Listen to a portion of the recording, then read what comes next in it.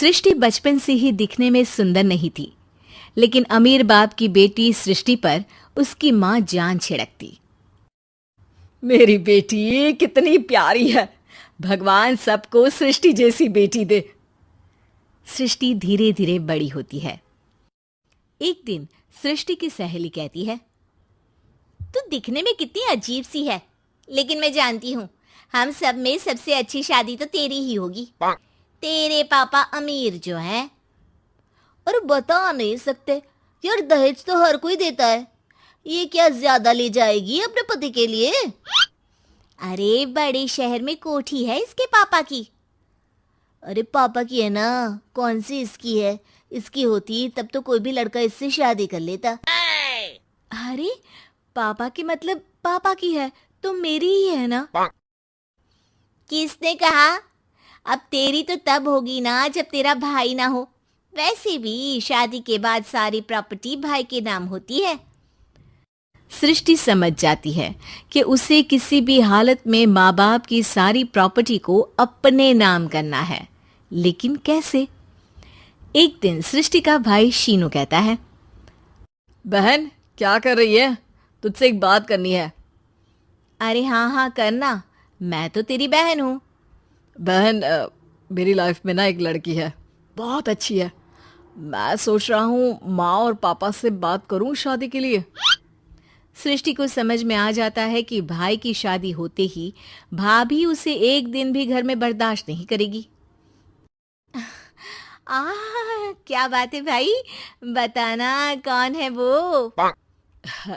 यार वो बहुत अच्छी लड़की है, पढ़ी लिखी है, मेरे साथ जॉब भी करती है।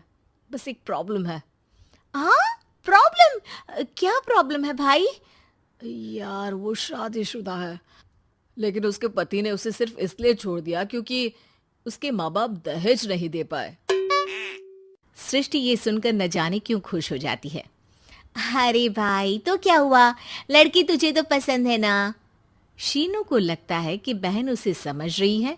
वो इस बात से अनजान होता है कि उसकी बहन की मंशा पूरा घर हड़पने की है। सृष्टि अपनी माँ से कहती है, मम्मी मुझे तो बहुत चिंता है। पता है शीनू क्या कर रहा है? अरे क्या कर रहा है? वो तो काम पर जाता है और वापस घर आता है। नहीं ना माँ, वो यही तो नहीं कर रहा, बाकी सब कर रहा है। आपको पता है उससे प्यार है, और वो भी एक शादीशुदा लड़की से। ये क्या हो गया? मैं सोसाइटी में क्या मुंह दिखाऊंगी? अरे तेरे पापा तो यही कहेंगे कि मैंने ही उसे बिगाड़ दिया है। माँ देखो, मेरी बात मानो, पापा पर भी विश्वास करने की जरूरत नहीं है। अब आप ही बताओ, पापा इतनी देर घर के बाहर रहते हैं क्यों? बोलो। अरे बेटा वो तो नौकरी करते हैं ना। तू बहुत भोली है माँ। पापा का ऑफिस तो 7 बजे खत्म हो जाता है, लेकिन देखो कितनी देर से आते हैं। अरे नहीं नहीं बेटा, ऐसी कोई बात नहीं है। सृष्टि माँ को एक औरत से बात करते पिता की फोटो दिखाती है। देखो माँ, कैसे हैं पापा? मैं ना कहती थी कि पापा सही नहीं है। मैं तेरे पापा से बात करूंगी, दे फोटो मुझे। ओ माँ, वो तो डिलीट हो गई। लेकिन चल, तूने तो देख लिया ना। पापा से बाद में बात कर लेना, और हाँ मेरा नाम बिल्कुल मत लेना। हाँ माँ। अब क्या था, सृष्टि के माँ और पिता के बीच झगड़ा होना शुरू हो जाता है। सृष्टि के मन में क्या चल रहा था कोई नहीं जानता था। एक दिन, माँ सृष्टि के लिए एक लड़का देखा है, वो लोग शाम को उसे देखने आने वाले हैं। और हाँ माँ, एक खुशखबरी, मैं और पापा मिलकर एक नया बिजनेस ट्राई कर रहे हैं। शाम को लड़का आता है, सांवले रंग का। सृष्टि को तो बिल्कुल भी पसंद नहीं आता। लड़की की माँ कहती है, लड़की का चेहरा तो कोई खास नहीं, लेकिन अगर मेरे बेटे को आप लोग सेटल कर दें तो मैं उसकी शादी आपकी बेटी से करवा दूं। सृष्टि को लड़का बिल्कुल पसंद नहीं था। उसे भाई पर गुस्सा आ जाता है।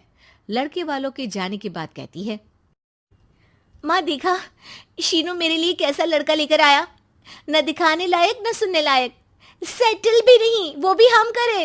अरे माँ, मैं जानती हूँ ये मेरी शादी किसी भी घर में क्यों करवाना चाहता है। अरे कैसी बात कर रही है बहन? तूने तो देखा ना, लड़के को मैंने ही मना कर दिया तुझसे शादी के लिए। जिसने लड़का बताया था उसने उसकी बहुत तारीफ की थी।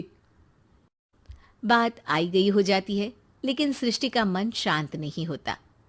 क्या करूं, कुछ समझ में नहीं आ रहा। मेरी शादी हो गई तो ये लोग पूरी प्रॉपर्टी शीनू के नाम कर देंगे, मेरे हाथ तो कुछ लगेगा ही नहीं। तभी सृष्टि को आइडिया आता है। वो किसी वकील को फोन करती है। जी देखिए, अगर आपके मम्मी पापा का तलाक हो जाता है तो आपके पिता की आधी प्रॉपर्टी आपकी माँ के नाम हो जाएगी, फिर उसे वो किसी को भी दे सकती है।